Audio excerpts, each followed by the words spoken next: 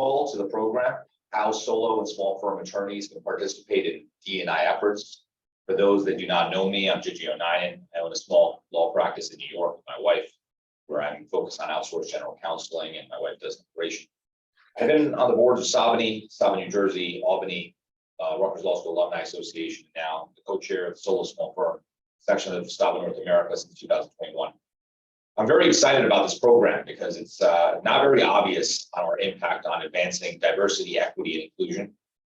Before I introduce our moderator, I'd like to take this opportunity to thank Tara, Lalita, and Yasmin in helping coordinate this. Now, the person I have the privilege of introducing needs no introduction, considering she's this year's Sabany North America Elections Commissioner, and you may be seeing her emails right now. But I'll provide a brief one anyway. This person epitomizes what it means to be a servant leader. She's detail-oriented, responsive, even-handed, and helped stop in New Jersey, reach new heights. She's a former big law associate, a lawyer who built Troops New Jersey, often a two-person shop to a 15-person attorney legal hub in New Jersey. Now she practices as a solo practitioner with a special focus on commercial and residential real estate transactions. No more ado, I present to you my co-chair and moderator of this program, Rachna B. Malkana. Thank you, Gigio, for that introduction. And also thank you for helping put together this very informative panel today. So first off, I just want to introduce our panelists. We have Aisha Hamilton, who's an attorney licensed to practice law in New Jersey, New York, and Pennsylvania. She founded her law practice over 18 years ago and focuses on employment law. The Hamilton Law Firm team provides knowledgeable, compassionate, and professional legal services to their individual and business clients from their offices located in Princeton, New Jersey. In addition to her law practice, Aisha serves as a trustee for the New Jersey State Bar Association and is the secretary of the Mercer County Bar Association and the current secretary of the New Jersey State Bar Association's Women in the Profession section. She also serves on the Diversity Committee and the Committee on Racial Equity in the Law for the NJSBA and is the co-chair of the Mercer County Bar Association Civil Practice Committee. In addition, she serves on the Employment Law Committee of the New Jersey Association of Justice and is also a member of the National Employment Lawyers Association of New Jersey and the South Asian Bar Association of New Jersey. As the 2021 NJSBA Solo Small Firm Attorney of the Year, Aisha is a vocal advocate for solo small firm practitioners and their businesses in our profession. She and her firm are the recipients of the 2022 South Asian Bar Association New Jersey Small Firm of the Year Award, which I was very honored to be able to present to her at our gala last year. So thank you, Aisha, for joining us today. Next, we have Monty Agarwal. He's based in the San Francisco Bay Area. After a 20-year career in national firms, he founded the 7-person firm of Vallejo, Antolin, Agarwal, and Cantor, LLP. His practice focuses on commercial and tax litigation for businesses and high net worth individuals. During his career, he has served on the board of directors of the Bar Association of San Francisco, the board of directors for the Lawyers Committee for Civil Rights of the San Francisco Bay Area, 3 terms on the State Bar of California's Judicial Nominees Evaluation Commission, and chair of the board of directors of the Asian Law Caucus, the country's oldest advocacy and legal services organization for the Asian community. He was also the president of the South Asian Bar Association of Northern California and started the Northern California chapter's charitable foundation. So thank you, Monty, for joining us today as well. And then we also have Sanjoy Kumar, who is a founding partner of KPBB Law, a minority-owned and certified law firm established in Atlanta, Georgia, with offices in Houston, Virginia, and New York. She is a corporate transactional lawyer with over 3 decades of experience representing companies from formation to exit. She primarily acts as general counsel to domestic and foreign manufacturing, technology, real estate, and service companies. Sanjoy is also a member of the board of the National Association of Women and Minority-Owned Law Firms, or otherwise known as NAMWOLF. Her firm has been a member of NAMWOLF since 2008, when it became the first South Asian-owned law firm to be admitted to this prestigious national organization. Since 2013, Sanjoy has been chair of the board of Asian Americans Advancing Justice, Atlanta. She is a past president of both SABA Saba North America and local Saba Georgia South Asian Bar Associations. And continues to serve on Saba National's National Advisory Council. She's also a longtime charter member of the Indus Entrepreneurs Atlanta chapter. So thank you all for joining us today. And I would start off maybe by asking all of you, and if you want to take turns maybe answering the questions, I'll start off with, what does DEI really mean to you, and how can solo and small firms, what can they do to implement DEI initiatives? I guess I'll dive in. So when we really talk about DEI, it's much more than just make sure you hire a diverse candidate, because as solos and small firms, you may not potentially have that much of a need for hiring. So it's really thinking creatively about what this is a Saba program, we are the diverse candidates. And so it's making sure that you become visible in your legal community, become visible in your, essentially have a seat at the table, whether it's at your law firm, whether it's in your bar associations, whether it's in Saba, just be active, right? Because you're the role models for other diverse candidates to follow. And I think it's important for you to think about. Also thinking about the inclusion piece of it. And that's the making sure you have a seat at the table. Okay, great. Monty or Sanjay, anything further on that? So yeah, thanks Rachna, and thanks Aisha for those comments. So first I'm just going to start off by asking, am I audible? So, yes. Yay. Okay. So, there's so many aspects to this, and if people are following the D&I conversations around the country, it's about how you run your firms, but it's also about how you, who you hire externally, what you participate in, are you portraying yourself,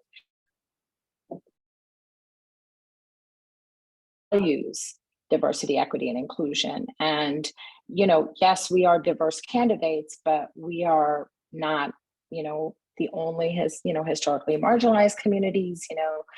Are we supporting our Black brothers and sisters? Are we supporting the Latino community? Are we really a member of the larger community in, both where we practice and, wherever our reach is for our firms? So I think I would leave it at that for the opening comment. Okay. Thank you. Sanjay, maybe. Yeah, go ahead, Monty. Yeah, I want to pick up a little bit on something that Aisha said, and talked about being visible. Just being visible as an attorney.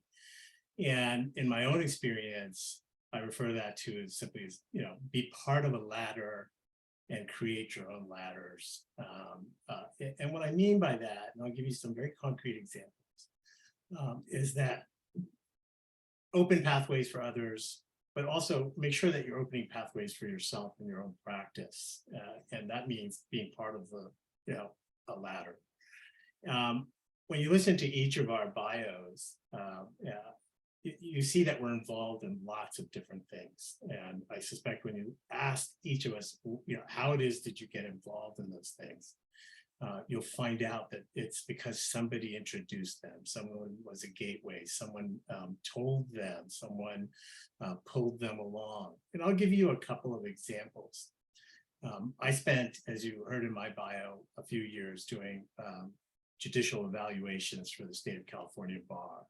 And that's a constitutional process in the state of California where we essentially, like the ABA, provide ratings for judicial candidates.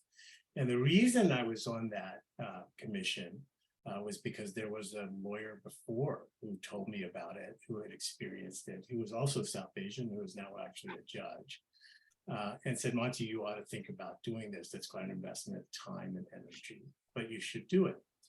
And then when I left, and I did, and I took away a lot from it, when I left, somebody asked me about it. And I said, and he asked me, would you, kind of look at my application. Would you give me a recommendation to join the commission? I said, of course I would. And then that person, who happened to be Asian American, but not South Asian, ended up being on that commission. And then he, because of his work on that commission, became the vice chair of the State Bar of California, which is one of the largest bars in the country. And that's what I mean by sort of injecting yourself into a ladder of diversity, however you define it. I don't necessarily define it racially. I don't define it as ethnicity. It can even be, a group of thought that you feel more strongly to. And then also at the same time, making sure that you help others along. So let me stop at that. I want to piggyback on something Monty said, because I think it's, so I currently sit on our state bar's judicial vetting committee. It's called JPAC. And one of the questions I ask, and I will tell you, there's not a lot of people in that room that look like me, okay? Or people of color, right? So I see my responsibility in that room to be asking judicial candidates. My standard question is, what do you plan to do to make sure that your courtroom and your chambers look like the community that you serve?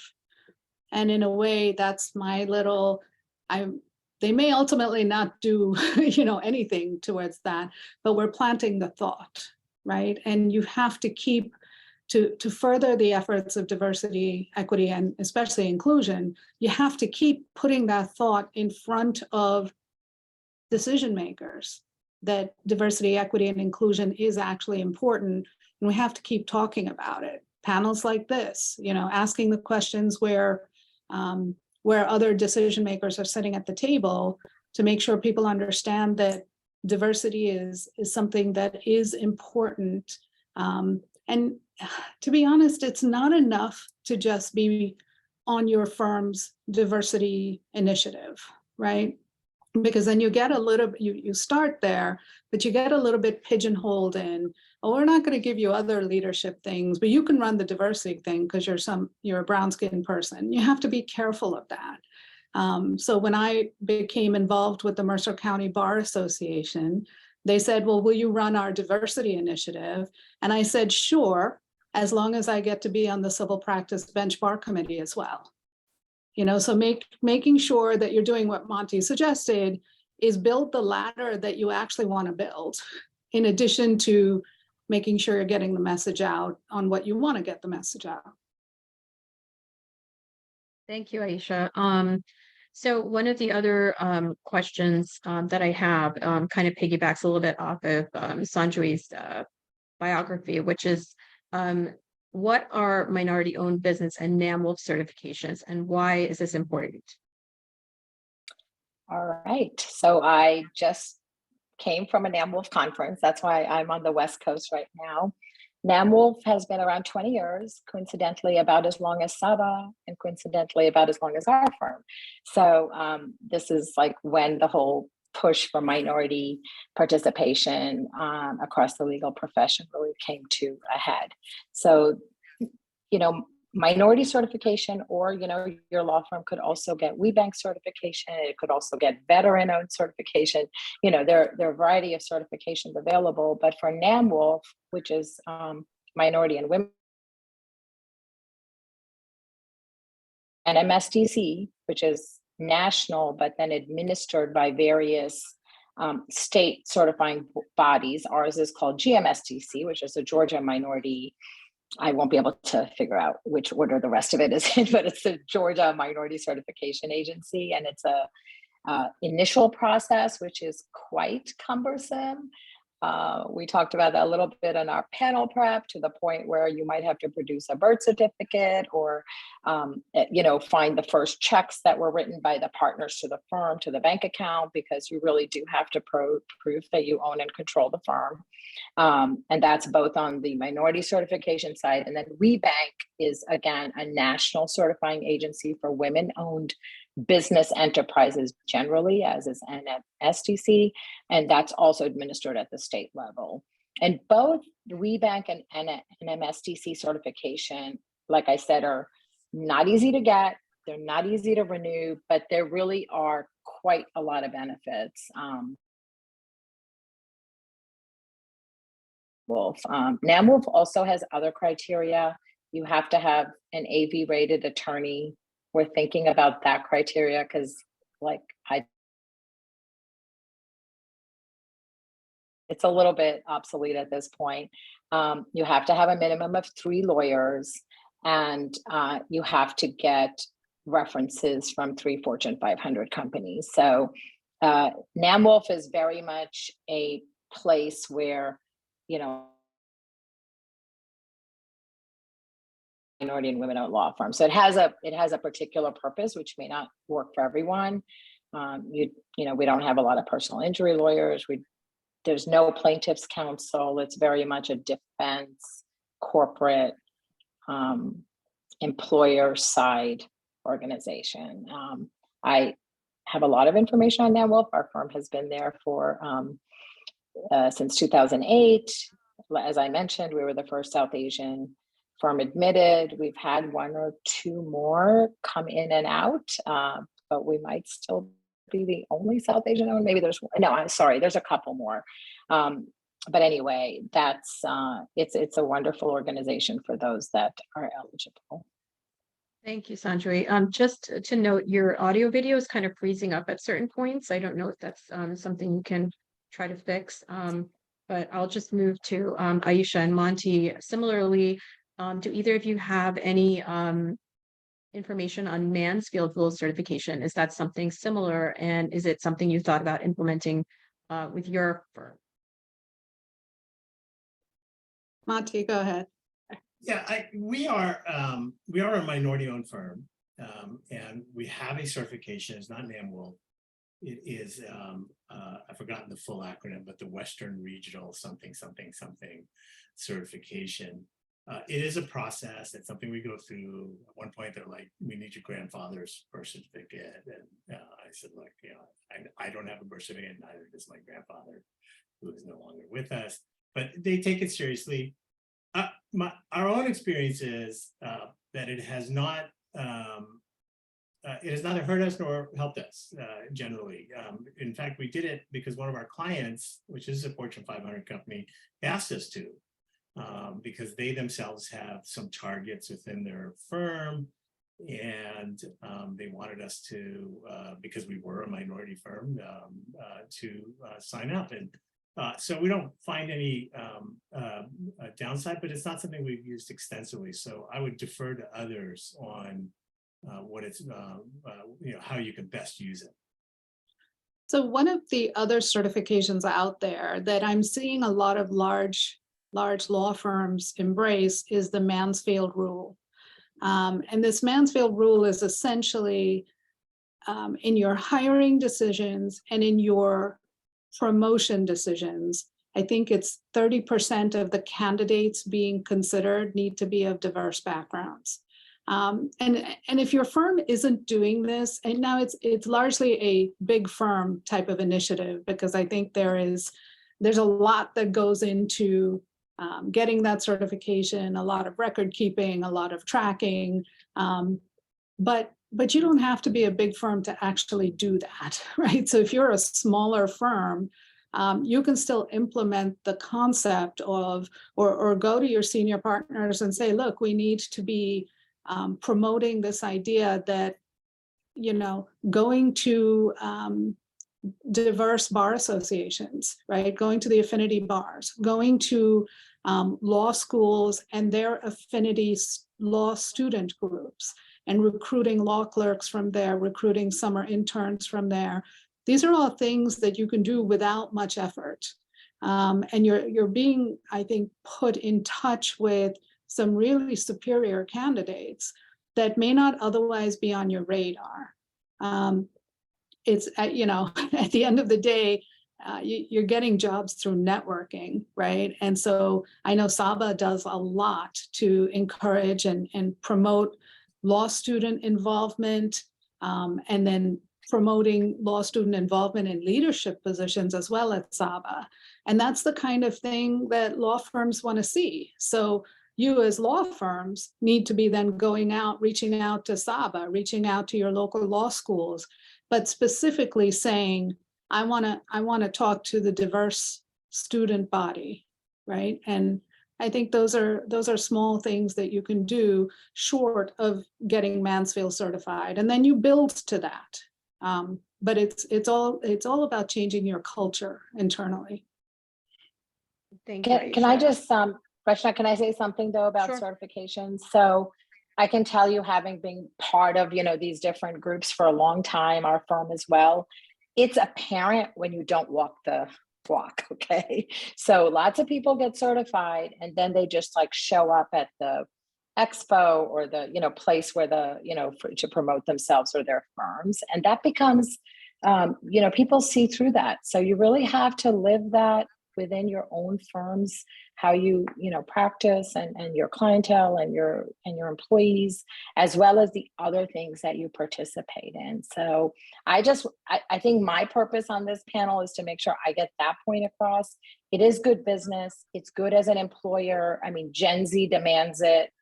All our new employees are Gen Z now, our new lawyers, and they will not stand for you to be anything else. So there's lots of business reasons to do it, but it's like anything else. If you're there to check the box, people are going to see it. So do D&I because you believe in D&I, and it's the right thing to do. Thank you, Sanjay. So do any of you engage in special training or mentorship initiatives for diverse employees?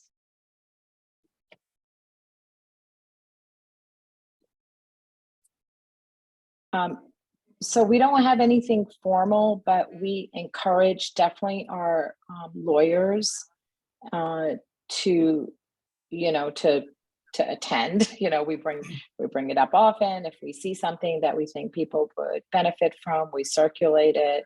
But just like everyone else at a small firm, we don't really have a mandatory requirement.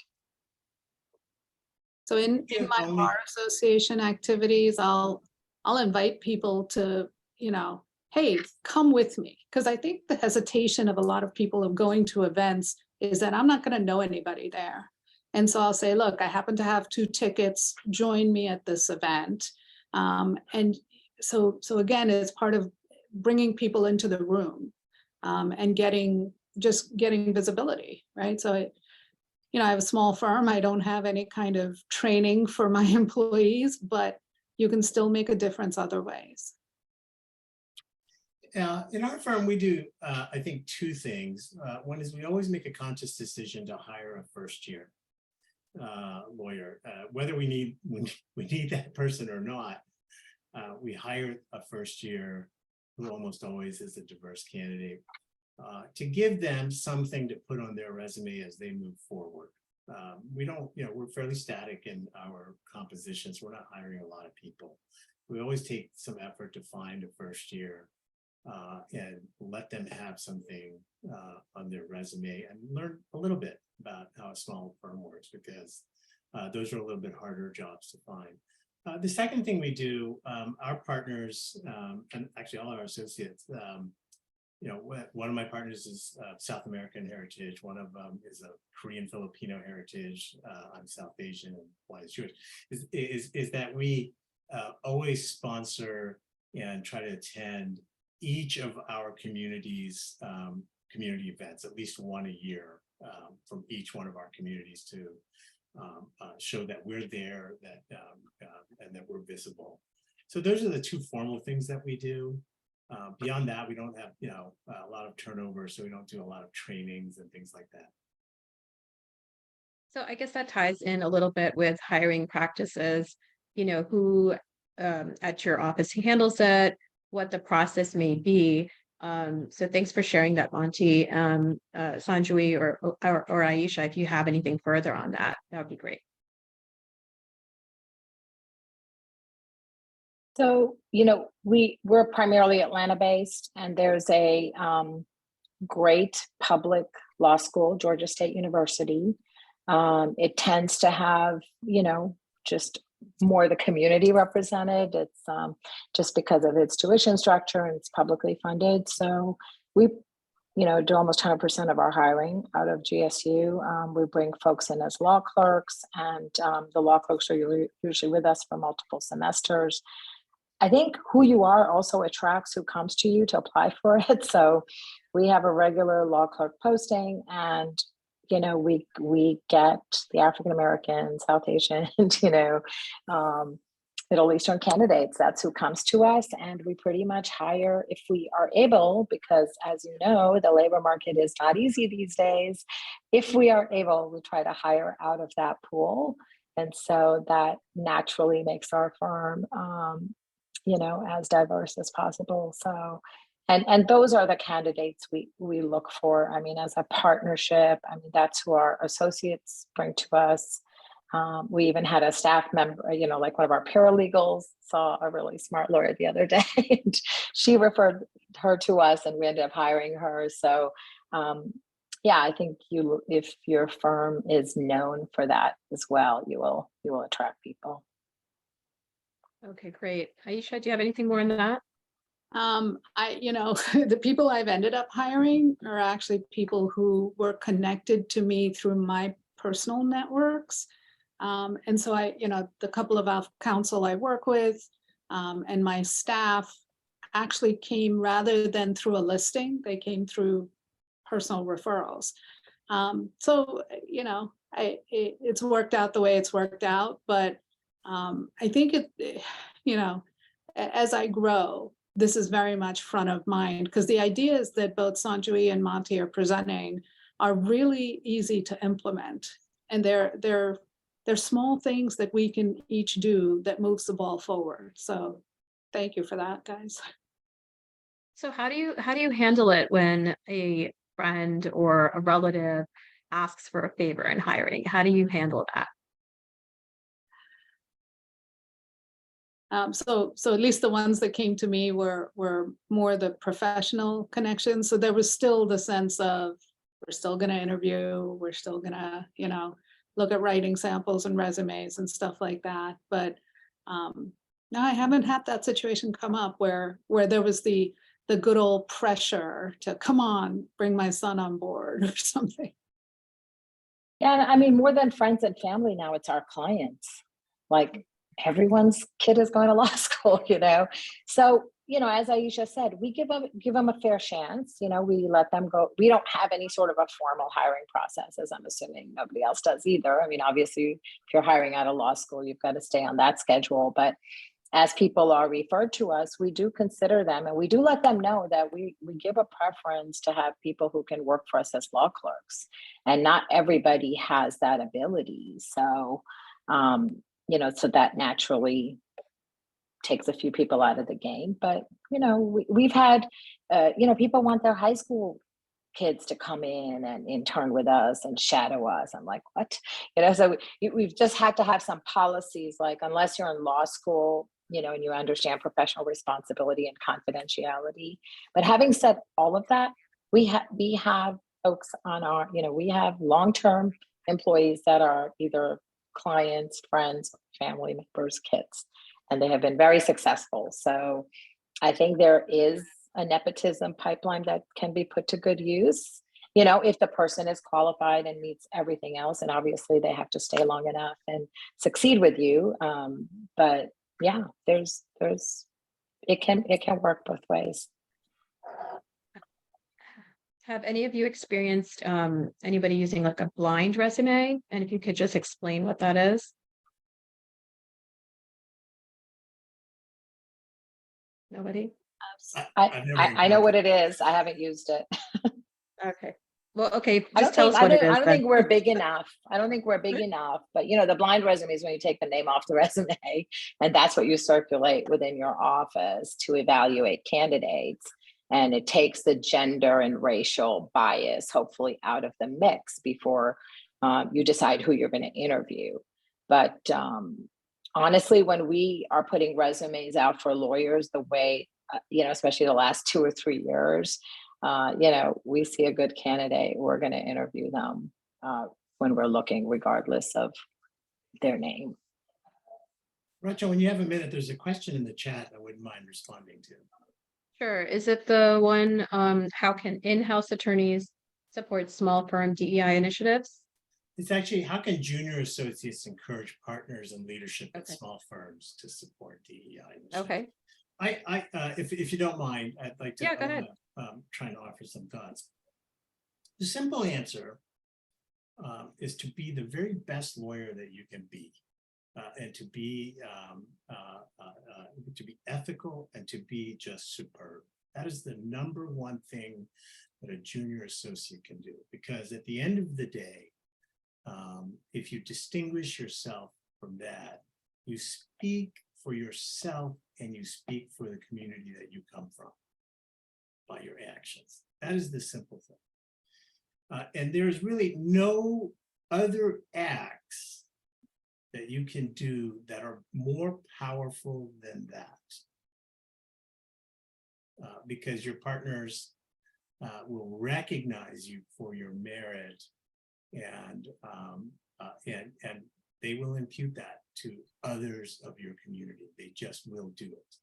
It is a natural thing to have happen, and it is in fact the reason that we have a legal profession that is the way it is, because others did it that way. So that's the number one thing. The number two thing I would tell you is, and I've been on both sides. I was a young lawyer that pressed for this at my big firm, and then I was a partner in a big firm, and I got this, and I was a partner in a little firm, and we get some of this too, is to present the solution, not the problem. All right, say, and what I would do when I was younger, say, look, I really want to, I want to sponsor this organization. Can the firm fund this? I want to do this thing for this community. Can we take this case without charge?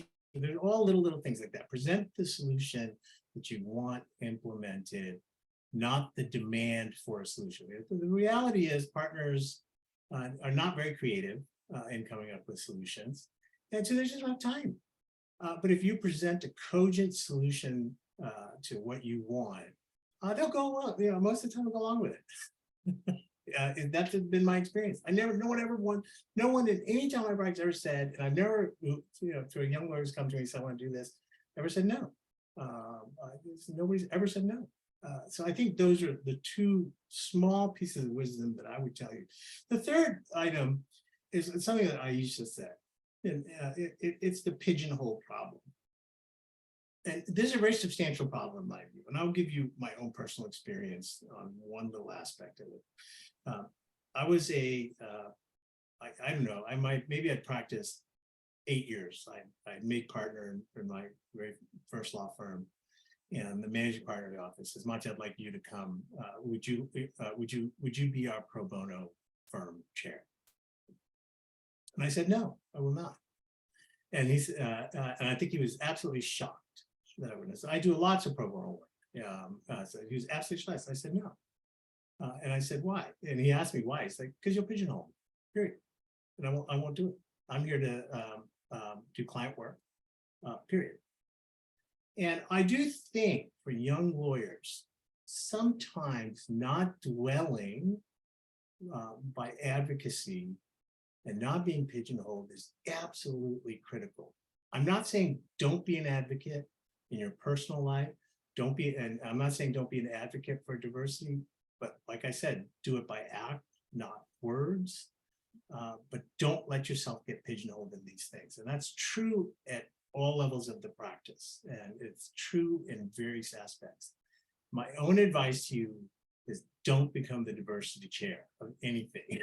It is a position that is designed as window dressing. And Aisha, I know you said you are a diversity chair of something, but generally my own advice is don't do it. Not because you don't care, but because your time is as valuable doing other things as other people's times who don't get nominated for those positions. So I would just make that pitch. So Monty, others who would disagree. Yeah.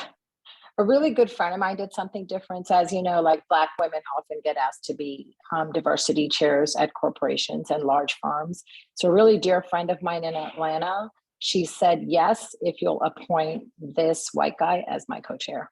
And she said it she made the whole case for it, which is everybody will take it a whole lot more seriously if I'm not the face of diversity at this firm. And she made a pitch, they agreed with it, and they were co-chaired for several years very successfully together. So yeah, maybe say accepted, but with a requirement.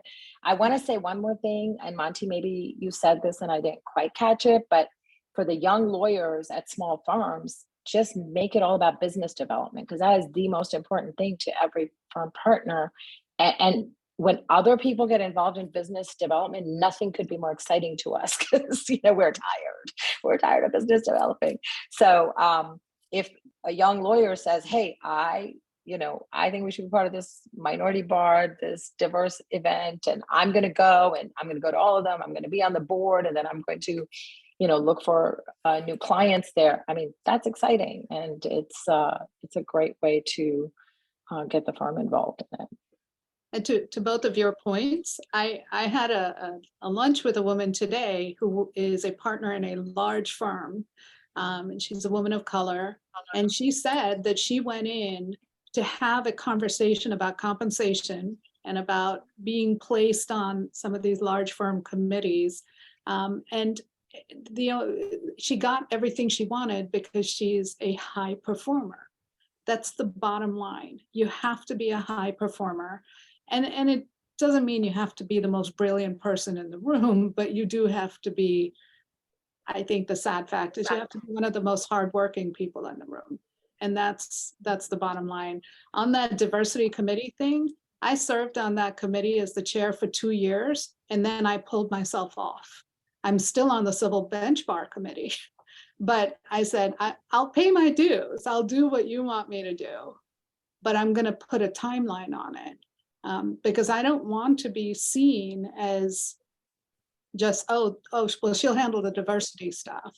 And I don't then get in the room with judges. Now I make sure I'm in the room with judges. You also have to be, I think to Monty's earlier point, be very clear about what that ladder is you're creating, right? So you can't sort of bumble through your law practice. Be mindful of it. And then decide, pick and choose what the activities are. Because I'll be honest, all of these activities are absolutely unpaid and they take a lot of time. I was speaking with another woman who is the chair of her big firm's diversity initiative. She said she spends about 800 billable hours every year on organizing these diversity initiative programs, getting people organized and engaged. And then she was told she can't be equity partner because her billables aren't high enough.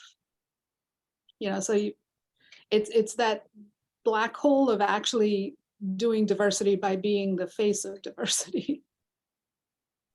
Thank you, Aisha. So one of the other questions that we have from a viewer is, how can in-house support small firm DEI initiatives? So if any one of you or anybody wants to answer. Someone tell me if I'm talking too much. Yeah. But at NamWolf, our in-house, that is the primary way firms come into NamWolf, is that just like what Monty had referred to before, that he was asked to get certified. So the in-house who are already using smaller firms will say to them, hey, get certified and apply for NamWolf. And then they tell NamWolf, we're referring this firm over. And that's a big incentive when the in-house do it. But, there are in-house that want to do something about it, and there are in-house that don't. So I think you find the in-house and hopefully you find them at SABA, and hopefully you find them at NBA, and hopefully you find them at HPNA and the diverse bars. Our in-house numbers as Asian Americans, and especially as South Asians, has just when we started SABA, there was one person, and now it's just so many, and a lot of our really brilliant attorneys are going in-house. So I think you identify those people who it's already important to, and make sure they promote the smaller firms. It does help to be certified. I'm just saying, I know it's a pain in the neck, but it's a lot easier for an in-house to pitch a firm that's already certified. That's And good to honestly, know. if you're in-house now, be reaching out and networking with the affinity bars, right? Be sort of front and center with Saba, right? Because that's where you're going to meet the quality law firms that can service, your corporation's needs. And then frankly, get started, tell those companies to get certified and it's a win-win for everybody. Thanks, Aisha. Monty, anything further on that one? I don't have that much visibility into in-house. I will tell you that, the newest thing on the very largest corporations is to have preferred providers. It's not even new. It's, been going on for a long time. And so the in-house lawyers can't use anybody who's not on the preferred provider list unless they get an exception. The exceptions are for, usually for very specialized fields. And how you get on to a preferred provider list is sometimes, quasi RFP. Sometimes it's a little bit more ambiguous. So I think as an in-house person, and if your company uses the preferred provider list, the place that you can influence the most probably is to ensure that the preferred provider list is actually being, created not just based on cost, but various other expertise, various other factors, and that it's advertised.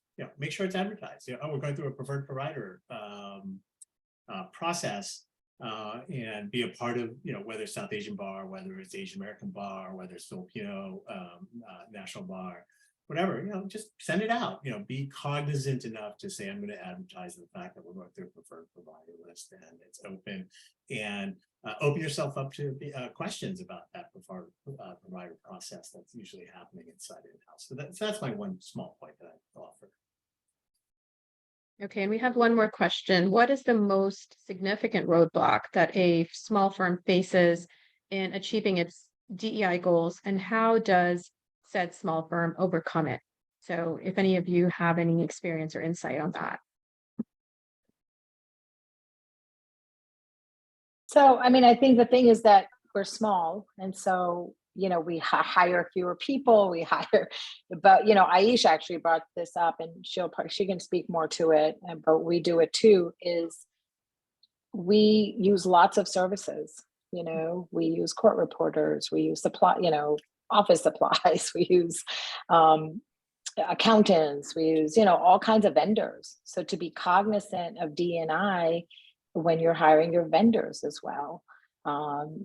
If someone is women and minority owned, they jump to the top of my list, So, and I'm, we have always been very, very pleasantly surprised with folks that come on. And, frankly, it reduces the number of people you look at. And we're also not that important to some of the largest vendors in the country. And, if you can do business with people that look like you and, that support the same kind of initiatives. So the same NMSDC that I mentioned, that you get minority certification from, it has a whole list of suppliers. So the GMSDC list, and because we belong to it, we constantly have exposure to all the providers that are minority certified. So that's a good place to start. Yeah, actually, the person I use for my court reporting services in my litigation practice is someone I met through Saba. And honestly, look to Saba and the people who sponsor Saba. Give them a first shot, because they're putting their money where their mouth is to support you. Start there. And there's all sorts of vendors that support. And Geeta says hi. I just saw her. I told her I was going to be on a panel with you. That's Hudson Court Reporting. We can free advertising for her. Yeah, she's fantastic. And honestly, she supports Saba. Why would I not give them a shot? And they were fantastic. I almost feel like it's personalized service, and I don't know if everybody gets this, but I feel pretty special. On our part, our partnership decided at the kind of midpoint of last year that we were going to take a shot at recommending arbitrators and mediators that were diverse, because we feel as a firm that that is the last bastion of gray-haired men. It's a problem in my view, that we've made strides in judicial appointments. I look at my own community of San Francisco Bay Area. Our PD in San Francisco is South Asian. We have, I think, at least 3 judges who are South Asian on the state bar side. We have one whose background is South Asian on the federal bench. But when you go to the big shops for doing mediation arbitration, it's I know that there's one person who's South Asian who does it at those shops. And so we decided, because all of our litigation cases are required in the Northern District and in of California and the state courts, all of them require that every case has to get some kind of alternative dispute resolution. And when you go and look, what you find is that it's just, and not to say that they're bad people, but they're just all old white men, by and large. I mean, that's just the reality of the situation. And we made a conscious decision that we would always recommend at least one diverse person, whether it's a woman, whether it's minority racially, or LGBTQ person. And Kenny, the list isn't that big, but we always put that. Now, we don't make those choices because they're ultimately a client call as to who they're going to do. But we always put that person, at least one person in that category, in front of our clients. And one day, I hope people like JAMS and AAA and the ADR services will get the message too. I hope they have. I don't think they have, but that needs to change. Their composition needs to change. Oh, Rachna, you're muted. Sorry about that. Thanks, Monty. So I think everything so far that has been mentioned, it's very helpful to solo and small firms as to how they can engage in equity, diversity, inclusion. And while you may not be in a place to hire diverse associates, you can still show up for DE&I in ways that reflect who you and your firm are, whether it's through supporting diversity bars, listening to diverse lawyers, or finding ways to serve diverse clients. So I'm going to give each of you a couple of minutes for any closing remarks that you might have, because we're getting close to our time. We can start with you, Sanjali. I think so. You're saying in addition to everything else we've said, what else? So I think I'm going to just highlight a few points. One is look at your workforce. Our workforce is different than us. I know, Monty, you'd love them to just like do good work, nose their grindstone. That's not how they live anymore. This is where they go to work, then they go somewhere else for their passion. So hard lessons that I've learned along the way, but they are looking for us to do things that resonate with them. And, one of the ways we can keep them, clearly it's not by matching big law salaries, is by, putting out the values and putting, a priority on things that we know are generally important to the young lawyers that are going to come work for us. I want to put a highlight on that. And I do want to highlight that, yes, it's good business development. It's good for our firms. We certainly benefited from being in this landscape, but it's very transparent. It can't be transactional. If it's too transactional, it's apparent. And it doesn't work. And finally, support the broader community. South Asians, we are generally the richest, minority community in the United States. So if we can, reach out and also support the other communities that don't have the benefits that we have, I think that is also part of D&I that we should recognize. And we kind of have a really strong history, especially outside of the United States, of not supporting the Black and African American community. So to be aware of that and try to rectify it as much as we can in our own actions. Thanks.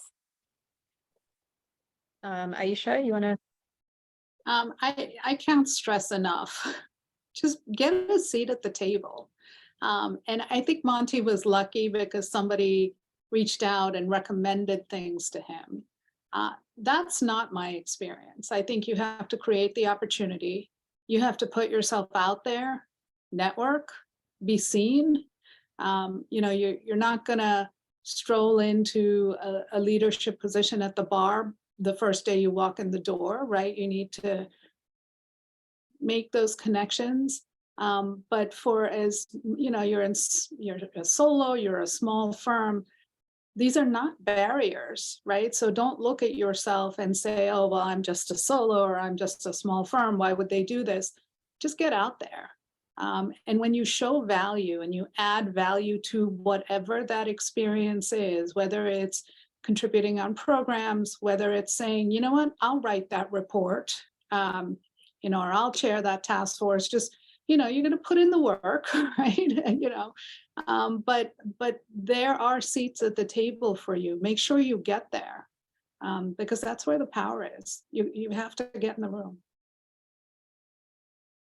Thank you, Aisha. Monty? I think there's one last thing that I wanted to talk about. It's what I call don't be a crab. And what I mean by that, it's a little story that my aunt used to tell me, is that, she would say South Asia is like a bucket of crabs. But if one of those crabs gets out of the bucket, the South Asians will pull that crab back into the bucket, even though they're all going down. And others don't do it that way. And I don't know if there's truth to that or not, but you have to be a little bit of a cheerleader for others. Because if you're a cheerleader for others' success, they will cheer for you when it's your turn or when an opportunity strikes for you. And it can be small ways. Someone wants to run for something, help them. Whether you give them a monetary donation, go out there and walk with precincts. One of my great friends now is the city attorney in the city of San Francisco. He was in the assembly. And it all started because he wanted some help on his campaign. And I said, sure, we'll help you. We'll do everything we can for you. So be a cheerleader for others, and other people will be cheerleaders for you. And you cannot underestimate how that fits into the concept of being, creating a ladder. It really does go hand in hand. So that's what I would leave for you. Thank you, Monty. And there was another question asking, other than personal contacts, what sources have you found most helpful to find diverse candidates that are junior attorneys with some legal experience in your field? Sanjay did respond that minority bars, both in law school and after, can be a great source. I think, all of these organizations that we've mentioned throughout, including, of course, the South Asian Bar Association, which is very close to my heart as well. I think networking is a really big part of it, and getting involved in these organizations. Do any of you have any other suggestions besides that? I can offer one modest thought, which is go straight to the career office of the local law school. And I will tell you, and I know this because my wife works in the career office of one of our local law schools, is they don't just deal with students. They actually are in constant communication with the recent graduates, even some who are like 4 or 5 years out, about steps on they're going to take in their so they're plugged in ways that you wouldn't even imagine with the younger lawyers, and they are a phenomenal resource. Yeah, I love, we go straight to the placement office, but also I would just say to firms, you get a reputation, and if you're never hiring anybody, people are not going to come to you. So, if you're looking for good candidates, you have to put the vibe out there that these are your people and you're looking for them. We now, because we've been there 20 years and in Atlanta hiring GSU candidates, our law clerks refer their friends to us, and our associates refer their friends to us. So, you have to build your pipeline based on how you conduct yourself too. Great, thank you, everybody. I just want to thank Sanjui, Aisha, Monty for taking out the time and sharing your insight into this. And as from some of the comments, it sounds like people have received good advice and recommendations and suggestions. So hopefully it will help with this. I also I want to thank, of course, Tara and Lalita and Yasmin from Saba North America for their support in putting this together. And of course, Gigio Ninen, my co-chair of the Solo Small Firm section, for also organizing this. So thank you, everybody, for your time today and for joining us, and to all the panelists and for the viewers. Thank you. Thank you, Thanks, everyone. everyone.